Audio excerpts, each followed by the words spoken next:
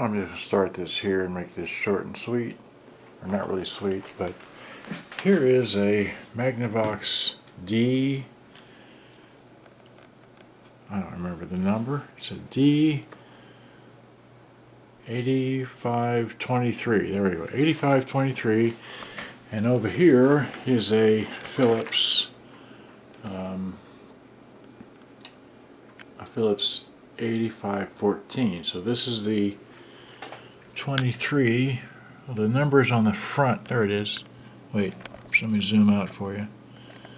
Okay, and here's this one here that I'm working on. Okay, so that's this one here. But the whole issue here is the gear. The gear that is driven off of the flywheel, which is that gear right there, which then drives this gear here, which you can see through there if I hold it at this angle. See how it's got some really nice teeth to it? Okay, I'll come back to that in a moment. This one over here, turn my light on, has a very bad gear. Okay, there's no teeth there. Okay, it's been ground away by the flywheel gear. This is grounded down. Okay, now this has a good head and a good, well, all these pieces right here are good, okay, in this machine. However, this gear drives the take-up reel, which has a clutch on it, as you can see, but because the teeth are worn away, this right here, while it's constantly turning by the the belt, which then drives this whole gear, can't turn it because the teeth are eaten away. Alright, try to keep this under 3 minutes here.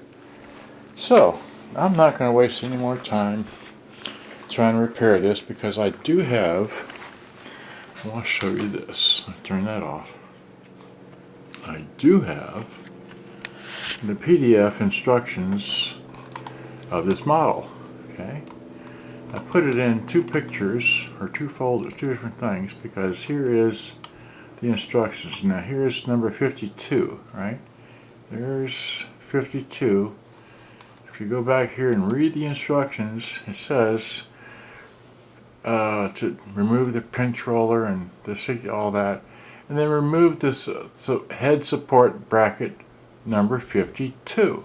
Well, number 52 is that bracket right here, the part that slides.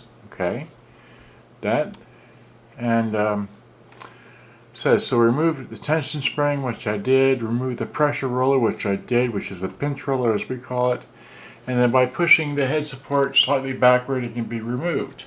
Well, that's what it says there. I have removed, here's the pinch roller, the spring, two broken pieces. Here's the pin that goes through that hole that holds that in place, okay? Anyway, and so now we have this result here. We have this, which is that, oh, here that, okay. So now we have this, and here is the piece that is number 52, as they call it, but it won't go down anymore, even though there's a little tiny space for it to go down. It won't never go down any closer than this. And so the whole idea here is to be able to remove, unlike what it says over there, it doesn't translate to over here. Now, unless I'm missing something, I have every screw removed except for the two screws. If I could show you, let's see here. There is a, wait, let me turn my light on so you can see this. There is a, wait, is it under, it's under, wait, well, maybe you can't see it.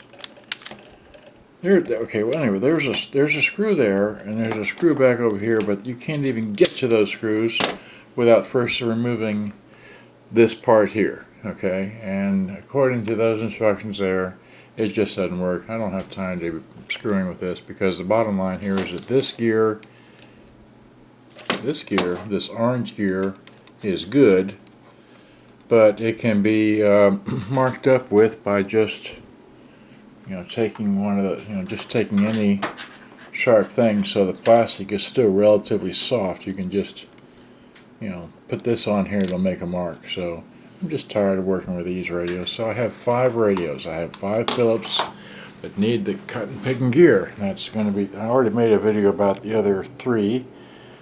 So here's this one. There's that one over there. I'd rather try and finish these 2 Pioneers than try to work on this mess.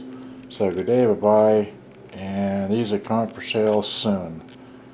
As cassette deck broken, all needing a gear, and that's it. Good day, bye-bye. They all, the radio and line end works, but tape deck, cheap. Bye.